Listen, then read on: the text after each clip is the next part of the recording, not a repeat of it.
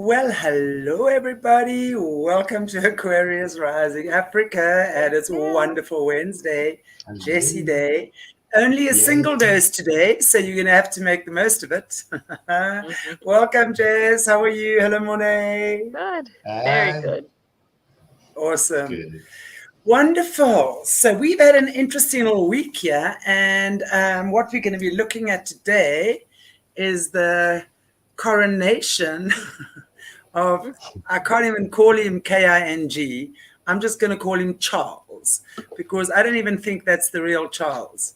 But anyway, Jessie, we've had some interesting chats about this. So really excited about what today brings. And I want to say hello to all our guests already in the chat. So cool to see you guys. Wonderful. So over to you, Jess. Yeah, I mean, this was one of the most interesting things I've ever had to watch. And, I just want to give a few precursors as we start talking about it, is that, first we have to remember that these individuals have been training their entire lives to go through this ritual when it happens. They're trained to have a certain posture, which means that they're going to walk a certain way. They know precisely, where they got to stand. And what's interesting is that throughout the entire thing, even upon arrival, you see the guests, entering in. When I was a kid, it just, you would always see that posture. And the one thing I did not see throughout this entire event was really posture. There was so much misalignment, people walking in and not even, I mean, just walking like normal people. They weren't even, like walking with their posture, their steps, like the precision. And I was sitting there like, I mean, they look like the individuals, but I had to really question, are we seeing a movie? Because if you were to ask me, I would say these are not the people that I went through ritual preps with as a child. You know, they're not the people. So I think that, this was a display. The other thing is the outfit and we'll call it the hoity-toity pompery of their festivities or their festivities, their clothing attire. You would see, when I was growing up, you would have more of a lot of the emblems, which we're going to break down today. You'd have things kind of hidden in sight. You wouldn't have things so blatant in your face like we saw it for this event. So, that was the other interesting thing, is that they were wearing all their colors, displaying everything. And we do see some of the ritual, significance in some of the things that are in this. So we'll talk through, but the first thing I kind of want to explain is the main 5 orders in the system that we're going to see here displayed. The first is going to be the Order of Melchizedek, which is the highest order. And for that, a lot of significance in that is the color purple. Now, what's interesting is you did not see, as far as I saw, I did not see any women wearing pearls, which that's supposed to be one of the signifiers, is the purple with the pearls. Why is But that? What do the what? pearls and the purple do together? Yeah, we'll take a look and see if we see with the purple and then any of the pearls with it. The next order down is going to be the Order of the Thistle, which we're going to see with the red color, the red sash, the red ribbons that were on top of some of their cloaks. You either had the red or the white ribbons. The red represented the Order of the Thistle. The white represents the Order of Malta. You also have that representing the Order of the Garter and a little bit of the order of the bath as well. So after the order of the thistle, you have the order of the garter.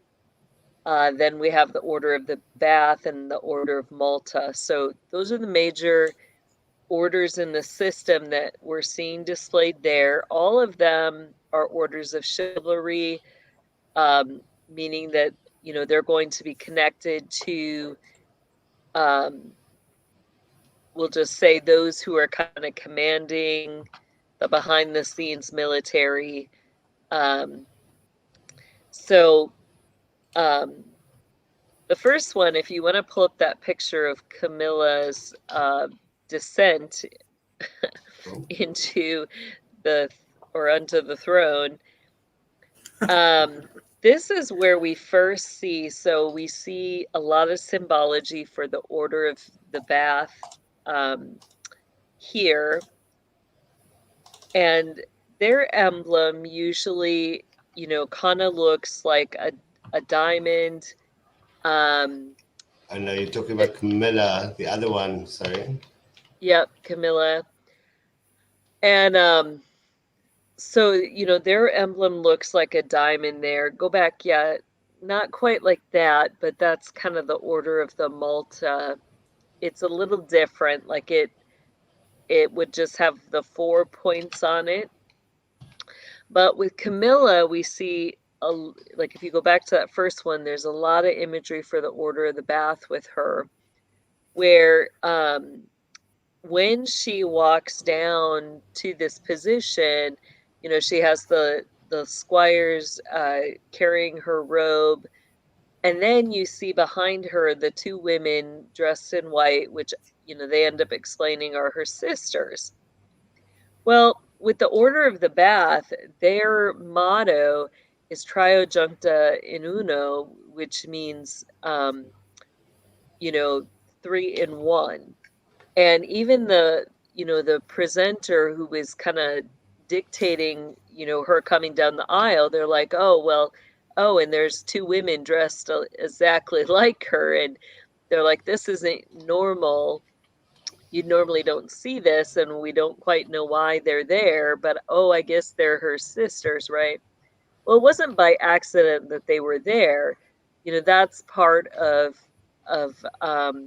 like those women are being presented together, you know, representing that she's taken one of the higher positions in the order of Bath now that the queen has died. So, you know, I think it means that she's become the Grand High Dame, and that these other 2 women with her are also Grand High Dames, because it's a position at the top where they're going to have 3 of the women together representing Isis, the goddess head. So, you know, it's not just her elevation, but they're presenting to these women. So, Wow. you know, then we look over to the left there and we see, you know, the woman that you see kind of the Romanesque Greek goddess crown. You see the laurel there, which represents actually Rome. And even the coloring, the bluish color represents Rome. So that represents the financial side of the system. Who's paying, you know, who's the financial backer? It's the Vatican. And she's representing, wherever you see that kind of morphed crown like that, you know, a lot of the priestesses in the system or grand high priestesses will wear those type of headdresses with the laurel on top of it. So, you know, it's representing a lot of the priestess orders, and, you know, supposedly the sword of from the stone there, which also could be the stone of destiny, or sorry, the sword of destiny, you know, Excalibur and stuff. So those are some of the imagery that we see right off the bat with this. Wow. And then go ahead to the next one. The next picture that you have there, Morné. Oh, we lost Oh my Morné. goodness, he's disappeared.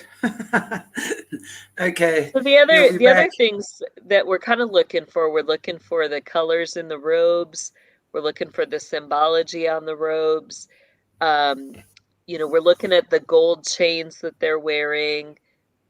Each of those are representing their orders within the Brotherhood system. So, you know, their heraldry of their festivities, whatever you call that word.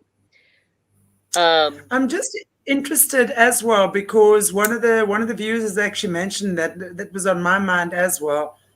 Is it Charlotte? Is her name Charlotte? She Yeah, was also dressed in white. Would that she have was. any connection to Yes, Camilla? I believe it does. You know, question is possible successor. You know, you see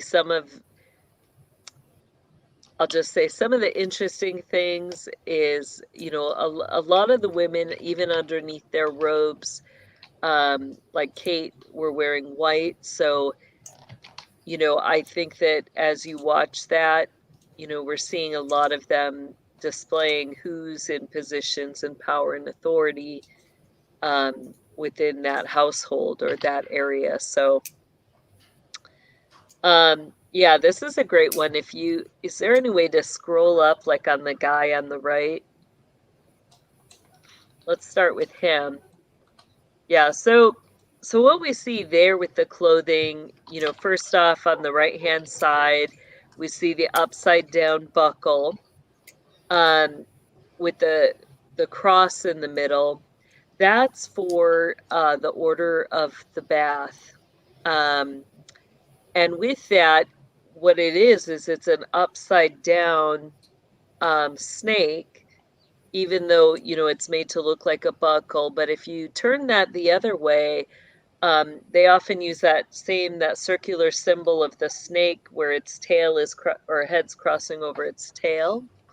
And that represents members of the ninth circle. So kind of how they publicly get away with some of the symbology is they change that, you know, snake symbol, which represents the ninth circle and cannibalism, to a upside down buckle. And their motto for that is shame on him who thinks evil of it.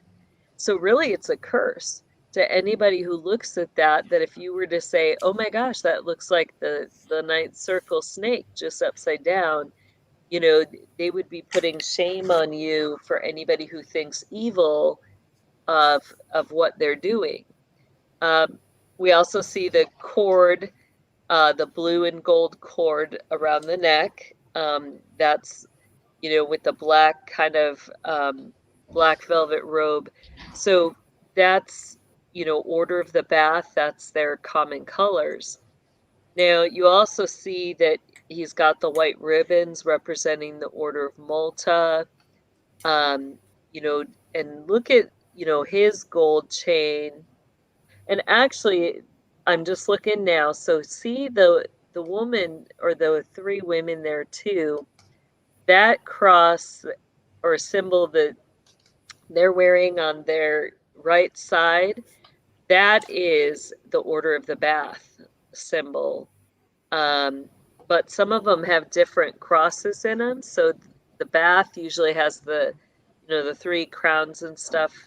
That one has the kind of the red upside down cross, which also represents Order of the Bath. So some of them have mixed or blended symbols, which is kind of very interesting.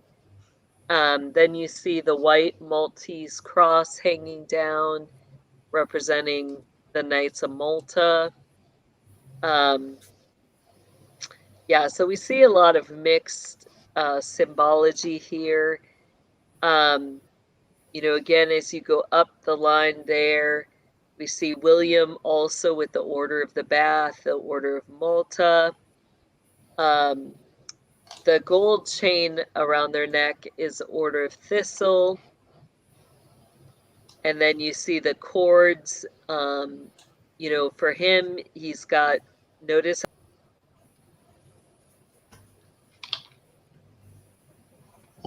the gold. Jessie disappear. Morné. Oh, did I disappear? Oh, Yes, for a moment there. Sorry. Sorry. You were So talking I was about the just saying gold? with the chords, Chords, yeah. yeah, you see the blue and gold for the order of Bath. Then you also see the shorter gold ones up above for the order of Thistle, and you see the gold chain for the order of Thistle. You see the white ribbons for the order of Malta. So, you know, very typical of, you know, kind of their style of what they're representing. We see King, or we see Charles, you know, over there with the gold and the purple, representing, you know, the order of Melchizedek, the high priesthood in that symbology. You see also his sister Anne, very highly decorated for a woman, you know, and also not in your typical woman attire, you know, so that gets interesting. And Well, what does that mean? Can you expand on why she? Because I was actually wondering about that. Now, I did want to ask that question. Why are all the other women dressed in elegant white dresses with very flowy garments and necklaces, and Princess Anne looks like a boy? What's going on here? right, so what you have is that basically that symbology in the system means that they have placed her over the military. So, you know, although she's not in the position of queen, she's taken Elizabeth's place, ruling over the military there. And I believe she always was trained and was in succession for that, because of her, you know, military strategy and things like that. So, you know, who then is overseeing, you know, the orders of the Bath, the Thistle, the Garter, Malta, the sovereign military in that area? It's going to be Anne. Wow. So what does that mean? What does that actually mean to people like myself when you say that Princess Anne, is that still her title, Princess, right? I just know as Princess Anne. Okay, I don't know if so that's still her title or not, but I believe so. so what does that mean? What does she have authority over? What can she do with her title in the military, basically? Pretty much everything. I mean, it gives her the sovereign jurisdiction in that. So she gets to call who does what with who, when, how many soldiers go there, etc., etc. She basically, everyone reports to her, and she gives the what do you call it in the military? Not instruction. Whatever those guys She's going to do. be behind the scenes, yeah, overseeing the generals and the commanders. Wow. That is just dangerous, because isn't it dangerous? I mean, I know, you know, we look at women in terms of being the creative process, right? And the nurturers. But it's so, I mean, many people who've been prisoners of war and stuff like that, especially stories I've read about the Japanese prisoners of war, they could choose whether they would be tortured by men or women. And apparently the women were like a lot more vicious in their torturing styles. So I think, you know, the flip side of us women is not pretty at all. So, you know, if we have, but it's interesting because you were saying as well, the mothers of darkness were literally the head of the Luciferian system until recently. So it's actually women that are kicking ass behind the scenes, right? Yeah. And here we go, blaming the guys. Wow, what an eye-opener. Yep, very interesting. So we'll see what happens with that. Cool. Yeah, on you go. Let's go on to the next picture.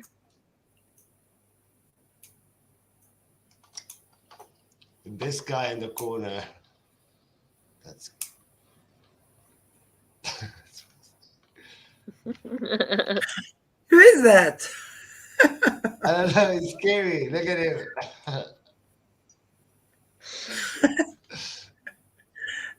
Yep. Tell us about him, Jess. We're gonna just keep on going here. Any significance with their very long trains? I think that's common to have the longer train. I mean, notice how imperfect it is, though, which is interesting. I mean, usually you would see very straight, without all the wrinkles, but you have the purple, the gold, representing the order Melchizedek. So, wow, a lot of imperfection. So, but what do you think that's about? I mean, we have spoken about the fact that you were saying that there was not nearly the amount of pomp and ceremony coming from everyone concerned as what there usually is. So what's your take on that? Why do you think there's not been... I'm glad you pointed that out too, Morné. I had seen the embellishments, and what I read on that, you got the gold roses, but you also have her representing her two little dogs, which is interesting because the dogs, it's like, why would they even, I don't think the queen had the corgis on her stuff, but that was later. And we do see like the thistles going down her coronation robe, but so I think just continued symbology. And you got to question, like, why did she have embroidered her dogs on there? A lot of not normal stuff. So yeah, how come she... Go ahead. Sorry, Jess. Okay, well, I'm trying to ask you, how come she has become queen? Because wasn't she supposed to be queen consort? I mean, this is also unheard of, that she is now being called Queen Camilla. I can't even say it. What is that about? Like I said, this isn't typical. This isn't like, you don't just drop your title and all of a sudden, yay, you're the queen. So you get a lot of irregularities here, which make you question what really is going on,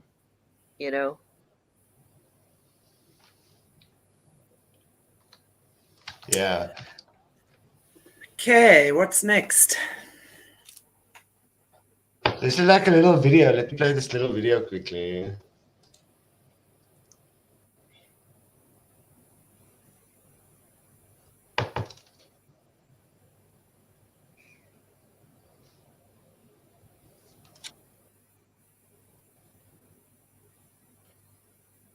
Someone just asked, what metal is the crown made of? Is it gold? I mean, I know they've got all our...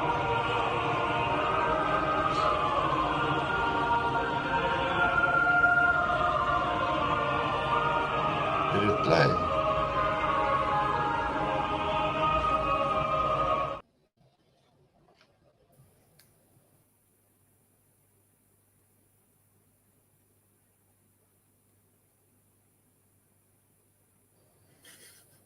Yep, I think Morné froze. Did the video... Oh dear. Where are you, Morné? Come back. Everything is frozen. Yeah, we've got the wheel of horror. Goodness. Okay. Let me just ask you in the meantime, Jess. Can you hear me? Okay. The what is the crown made of? What metal is the crown made of?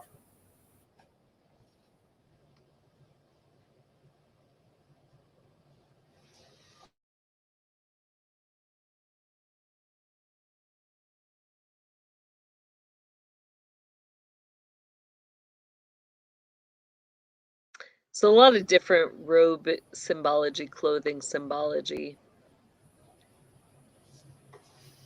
Yeah. And it looked like there were different crowns.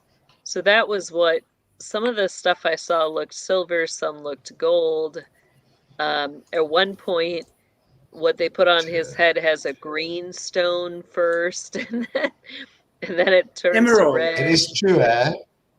It did Would that change be a the lot. emerald? It feels like it. Yeah, so I wondered almost if there were different crowns they were using at different shots or screen points, because you see some of the jewel change. Like the one in the pictures, just there's some where it just has the single jewel more in the center. This one is a different one. So I think that they do have several different crowns that they put on.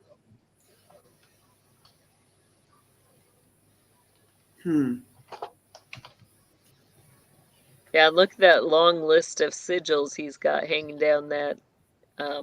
Yeah, I was also wondering his belt about there. that. Yeah, so look, you see, the Order of Constantine. Those are all Masonic orders that he's representing. And the pink rose on the pink rose, obviously, Yep. when it's. Yep. But this guy doesn't look happy, eh? He also has happy. the kind of the infinity symbol, but it's like the snake tails on both his shoulders. Yeah. You got the figure 8 snake tails up there. Why does he look so miserable, do you think? The Dragon King. You are now the Grand Pumbaa Dragon. He looks incredibly miserable for someone who's just been crowned king. But that is not even Charles. I'm sorry. Please, Morné, can you just bring that picture? That is not Charles. He has a larger nose. Charles had a much larger nose. Your nose doesn't shrink as you get older. It gets longer. Charles always had a massive nose, and that nose is kind of short for him. And those eyes are very, very much closer together. Charles always had eyes that were close together, but this one, they're at least 3 millimeters closer. You like? Right. I've looked at it, and that's what it is. It's 3 millimeters closer than the other one. It almost kind of looks like Bill Clinton a little bit. Maybe it's Bill Clinton wearing a Charles mask. Exactly. Part of your torture, display your, all your grand affairs, and, as part of your punishment, so you get to be King Charles. That's your role in this life. You just get to play the false King Charles. But seriously, where would the real one be then? I mean, would these stories be true? Maybe Gitmo arrested. The real I one. don't know. Yeah, that's the real one with his mom's coronation. Right. So notice all the jewelry on the women, and notice we really don't see that at all. With the women who attended this event, you don't see a lot of jewelry at all. So this is how I grew up more, where if people were displaying things, it was more like jewels, emblems. You see the ribbons, which would be colored cords according to their order. You see the sashes. That's what I'm used to seeing. Oh. Yeah. Yeah, there we go. What's that? Yep. And I mean, they try to get away saying it's just crowns, but I think that they're displaying their orders. There we do see Kate's earring is a pearl. But you see the blue and the red for orders of Thistle, Order of Malta, Order of Bath, is all the symbology there.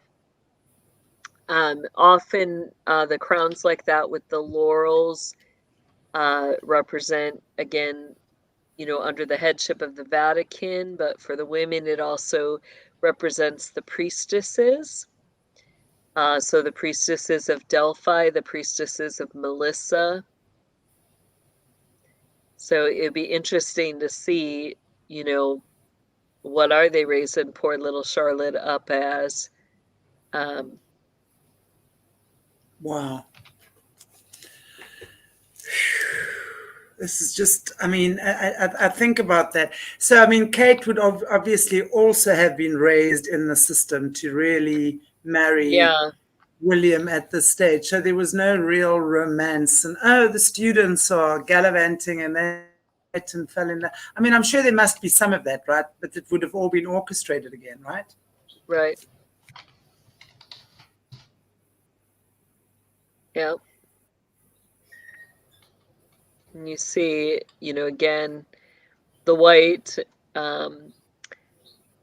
usually for big rituals like this, you would always see your garments are usually either white or black. So here we see Andrew again, dressed typically in the order of the bath. You see the blue, the blue and gold cord. You see the buckle. You see the order of the thistle, kind of represented in the gold there. Harry looks a bit underdressed for what I fully believe his position is. You see the Maltese cross. It's hard to tell in this picture if he actually is trying to do the hand in your coat pocket thing to represent, the Brotherhood orders. He might just be fixing his tie, but, you see him flashing something. We see the woman right behind him with the, that kind of typical white priestess headband representing, again, the Greek, the Phoenician goddesses. You've got the priests on the left-hand side there, the one in the back, looking like he's talking to Harry. You see the typical priest headdress, which looks like a fish mouth, representing Dagon, the god Dagon. Then the other ones, you see the one that's kind of right in front of the headdress one. You see what looks like that typical kind of gold cutout on his shoulder is kind of like a flame, representing initiates of the flame. And then you see the I, H, and the S, representing the Jesuit knights. And so just very interesting that you're seeing all the symbology and everything. Oh, yes. Wow. And then, of course, don't forget, we need to discuss this. Everybody wants to know about this. Let me just play this clip. I'll just stop the movie.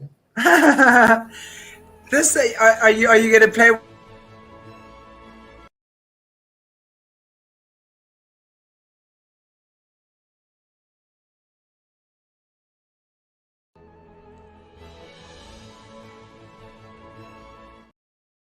Was that an older member of, the system just, running through? Or was it really Azrael, the Grim Reaper, the Angel of Death? That has got to be a joke. Come on, that's a joke. Who even does that? Come on. Are we meant to see it? I'm sure that is someone playing a joke. I think we were meant to see it.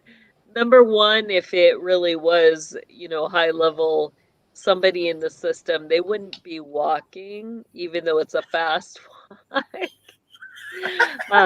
You would have seen the levitating, or you do got the precision there, though. Look at that in step, even. Jess, is that your grandma? Is that your grandma? I'm wondering, you know, it might be a mother darkness. I'm not sure on that. But anyway. So okay, so what could be the significance? Yeah, that archway, you know, that archway, you've got the triangle, the way that, you know, kind of like curved arrowhead often represents in the system, you know, Avedon, Ashtaroth. It represents a gate, a ball. You see on the sides of it, you got the two prominent kind of towers representing the Ashtaroth poles, or the Masonic, you know, Boaz and Joachim. And then, you know, you see the great lights there, how they've got the candles and stuff. You know, and then later we see in some different positioning with that, some of the other things, but you've got that rectangular shape representing the summoning space, and that's, you know, it's interesting that they have everybody walking out through that ritual ground. So yeah. Wow. So interesting. And yeah. Okay. Is there anything else, Morné?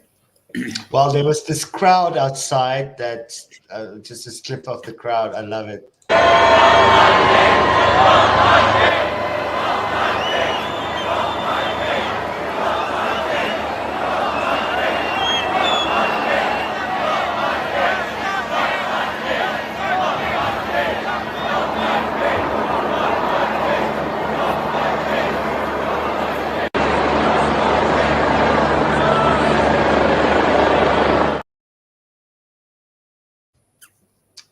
I love that. Wow. Yep, they're being pretty adamant that they're not under Charles's headship, not wanting to be. That's so incredible, because have you ever seen that happen before? That the British public has gone out in their hordes to scream about "You're not my king." That must be pretty unusual as well, right? Right. Yep. Yeah, especially in London, especially in England. Yeah. Yeah. So what's your take on all of this? I mean, if you're saying, I mean, there's, you know, just we're talking about the posture, so much missing. Really, it's obvious that's not King Charles, and this whole Camilla consort is a joke to me. That crown doesn't even fit her. I don't even know why they. Anyway, I'm trying to understand who is then putting this fiasco together. Right. If what you're saying, yeah, carry on. Yeah, I mean, you just got to ask who is putting the fiasco together, and you know, you don't even see even just the, you know, and I guess they have to keep a lot of seriousness, but you know, everything about it is just like they were just going through a motion, but there was something more to it, because it wasn't even really about the coronation. You know, it just, there was something about it that was so off. You know, I mean, if I look back, like when I was a kid, if Satan was giving a grade on what just happened there, you would have given them all a big fat F. I mean, all a big fat F. And I bet, just for humor, Louis would have got the highest grade in that, because just his character, his mischievousness, he was kind of being a little naughty, breaking posture, you know. Yawning. Right. I mean, Satan likes that sometimes, you know, he likes those who are going to mess things up. You know, he finds humor in that. At least he did when I was a kid, you know. So, but they all would have got a big fat F. I mean, even their, you know, their clothing. I mean, it's like they're supposed to kind of, everybody else who's not big and hosh posh is supposed to wear kind of neutral clothing, not a lot of embellishments, which you kind of see a little bit with the women. You don't see a lot of jewels. things like that. But, you know, I mean, even in their walk, just go back, you know, watch the processions in. You know, you've got people fumbling, you've got people tripping, you got people like all of a sudden like turning and, you know, like wandering off at one point, like they walk in not even together, and you're like, wait, what's going on there? You know, um, this is supposed to be the procession, right? You walk in, Yeah. you have guests on both lines. One person greets on the one side, you know, waving, hello, hello, we're here. The other one greets on the other side, hello, hello, we're here. But no, like they don't even do that. Like, you know, you got people sitting in the long procession, but you're not even greeting the people you're supposed to be greeting it, you know, so Yeah. it's interesting. I can't Wow. explain it all, but if I Yeah. were just to give my opinions, I don't believe it's the real Charles. I don't believe it's the real Camilla, yet somebody behind the scene has to make it look good. So, you know, they took this woman with Camilla, her two sisters. They're trying to represent things in the system, but is there really somebody behind the scenes making them show forth what they are? I think that's really what's happening. That feels right, actually. It's kind of like, okay, you know, and I think especially since in the last couple of years that the royal family has come under the spotlight so much for really being crusaders of the underworld, right? And big players, and when it comes to the hanging out with the Dark Lord. So I think maybe this is just another push for them, as you say, to reveal who they are. You know, with all their bows and whatever it is, their trinkets and signs and symbols, because Yeah. a lot more people. I mean, they have to know that humans are waking up. They have to know that people are talking about them. I mean, we just look at how many people.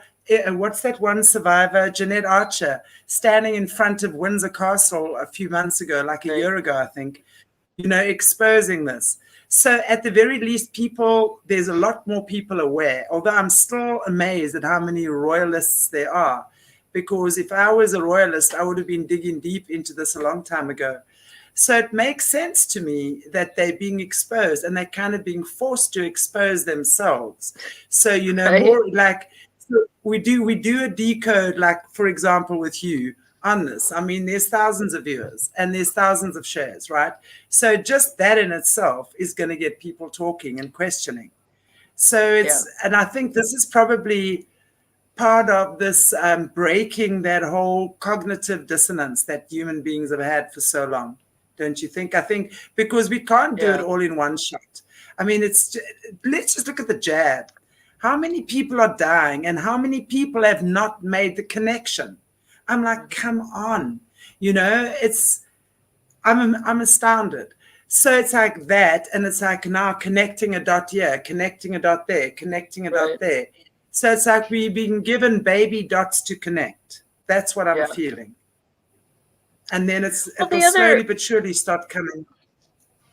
yeah, the other odd thing about all this is that, you know, this family line, they're considered, you know, part of the ancient dragon keepers, where, you know, we talked about how, you know, they were one of the ones that had a well area where underground, they have a dragon there. And, you know, being one of the families that feeds one of the dragons, one, you're not seeing any of the color symbology. Um, you know, you're seeing them display their positions in the orders.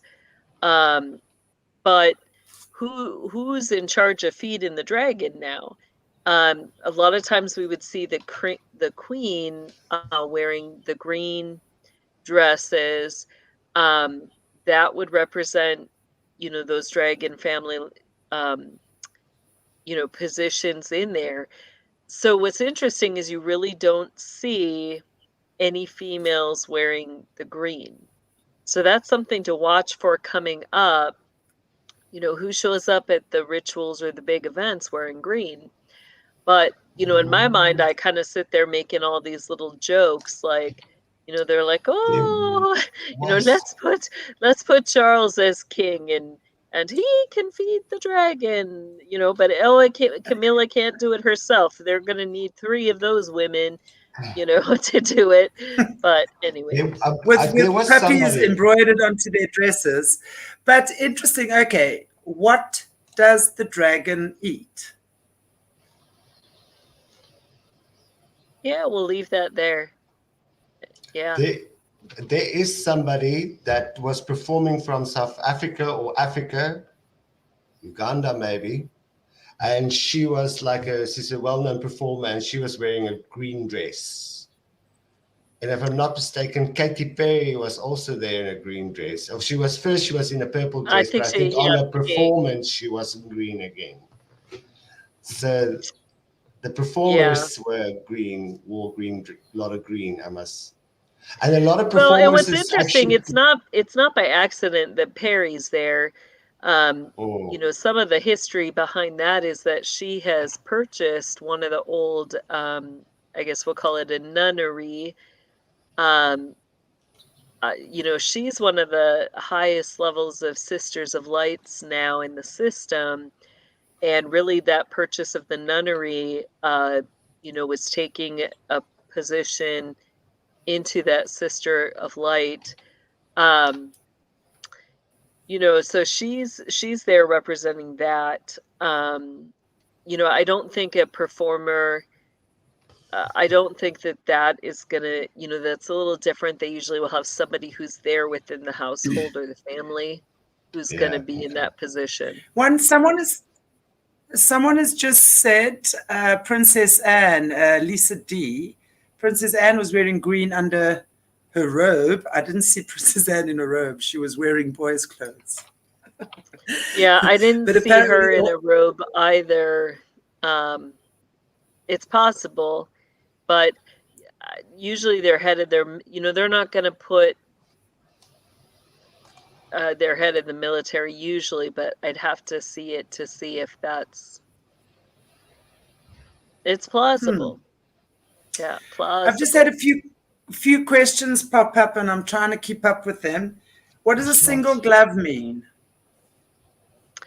That's common for them in their, you know, their dress code to just wear the one white glove.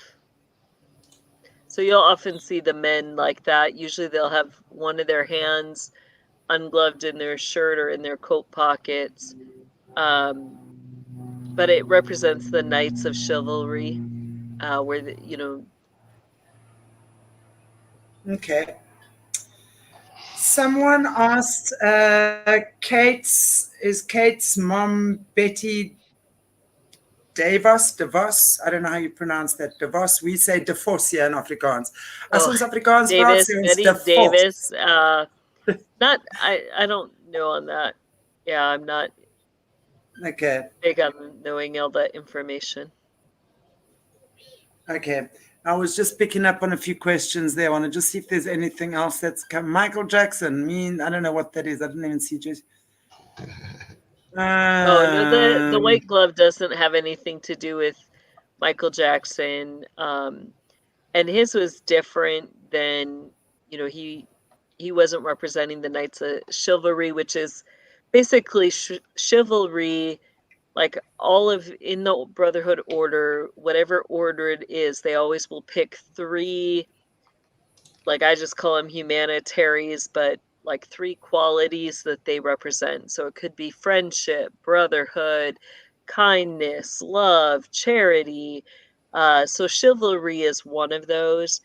Chivalry is always going to be one of the 3 qualities that they pick for the Order of the Bat, the Order of Malta, the Order of Garter, or the Thistle. They all have chivalry in there.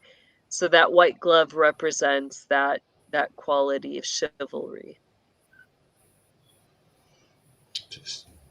Okay, well, there we have it. Someone said DeVos. Not Davis. Okay. DEVOS? Okay. DEVOS. We'll go All right. with Sorry. Can you explain Kate's outfit? We've already explained Kate's outfit. I'm not sure. That would be Belzy, I think, 007. We've already explained it. If you maybe missed the beginning, it is on there. And watch. Yeah. Yeah. So I'm wondering, is there anything else? Oh, what I wanted to actually ask you, the Knights of Malta, and I'm particularly interested that they are playing a role here as well, because that's the lineage that all our guys, especially the African National Congress and stuff like that, all the guys are African presidents, and the upper echelon are all Knights of Malta. Explain that, please, and obviously linked to the British, because we know that they're owned by the British. It's the, like each country, you've got their militaries that serve them, but what we see happening is that, within that brotherhood system, you also have a behind the scenes military. So, Knights of Garter, Knights of Malta, all those are part of that kind of to the side military.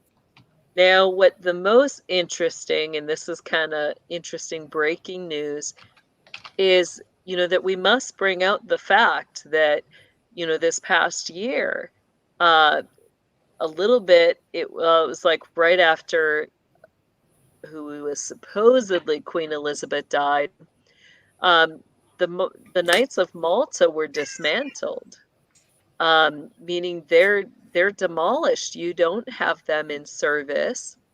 So now we have King Charles, jumping into his kingship. But the fact is that there are no Knights of Malta in that area, but you still have the heads of the Knights of Malta, displaying that they have remained loyal, that they're standing up there, in their family garb, but really they have no military backing behind them. So things are going to get interesting with that. That's very the interesting. Same thing indeed. with the Vatican. They're representing the Vatican, yet the Vatican has been, in a way dismantled. There is no more wealth in the Vatican. And we saw, the Vatican putting out pleas to the parishes and the dioceses, requesting them to send in all their money from the parishes. So, why is the Vatican requesting money from the parishes? It's because all of their diamonds have been confiscated by the good military working behind the scenes to dismantle everything. So, so it's going to get interesting. Wow. I think some of this was, is it a movie? Is it a flash of, until the end, we're standing strong. We've remained true to the brotherhood system. Well, we gotta, applaud their endeavors. They've stuck it through till the end, but I think that this is their display before, they go down. So. Very interesting comment. We were just talking about the giants and things, and that they're very real in one of our previous episodes. And Prince here speaks about giants being in Malta. Now, there would be something interesting, because that would definitely be a link as to why that is such a prominent lineage, right? Yeah. Could be worth digging into that a little bit. You know me, Jess. I'm going to start digging because this is true stuff. So we're ready for crazy now, aren't we, guys? Can you just give us all the crazier the better. Bring it. So the crazy will just go with our opinions and our, Yeah. And we can just say, this is our opinion. You can call us crazy or not, but. Right. This is our opinion. If I had been in the system, this could have happened. Yeah. Okay. Wow. I'm just thinking, is there any other? Yes, I've read about the giants in Malta. Google it, Chantelle. Okay. Here's another one talking about giants in Malta. And Prince again is talking about a huge underground temple is there as well. Okay, we got to go dig into that, Malta. And then we're going to look at why the Knights of Malta are such a prominent, because if what they're saying, giants there, underground cities there. Do you know anything about that, Jess? Underground city? Of course, we've talked about the underground cities, but is there one there in Malta? I believe there is. I'm sure. Malta and stuff like that we can. Yeah, I just said yes. I believe there is one there. That could be something for a future show. Yeah, perfect. I disappeared for a while, I think. Okay, gosh, I think unless there's anything else, Morné, that you've maybe picked up in the chat. Sorry, guys, I've got my eyes glued to this chat. There's a lot of questions coming in. I'm just trying to get as many as what I can. It's hundreds and hundreds of comments, Lovely chat today. So we'll try and still pick up some giant one in the ski resort. A guy in Canada, someone saying exactly where the CIA was following him. Another giant that was Canada. So they're real, you know, and they're happening. It's definitely happening. But it makes sense, you know, because obviously with the Nephilim and the links to all of that, why they would want to have a powerful connection to those places, because it obviously feeds them. They would feed them and they would feed them, right? So it becomes like a symbiotic relationship. Wow, it is so crazy. But as we said, at the end of the day, it's just one big giant secret society, right? With many different tentacles, and just each having their own different little way of doing things. But at the end of the day, it's really all the same, right? Yeah. That's what it's about. Exactly. Displaying their pomp, but they have no power. You know, their power really. Somebody actually said, which I saw. Yeah. So what I saw, someone said, did we see Trump in the with the guests who was wearing a mask? I don't know. Did anyone see Trump? I've got a picture. I'll show you a picture. Show us the picture of Trump. Interesting.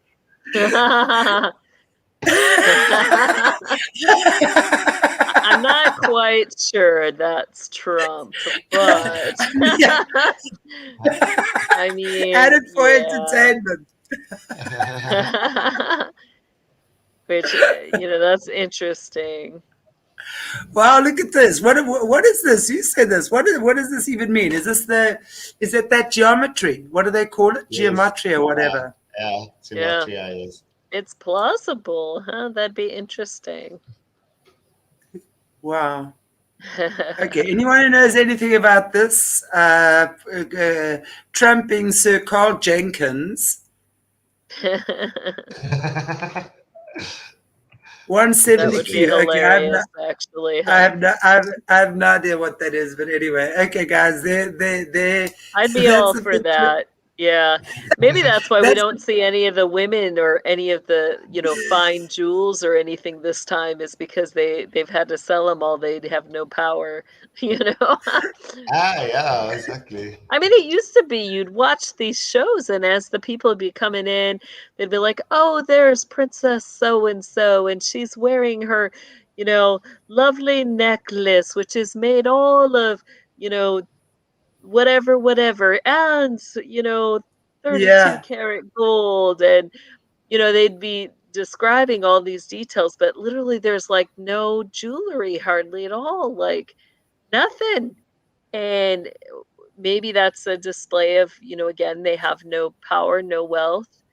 In reality, they've all lost it.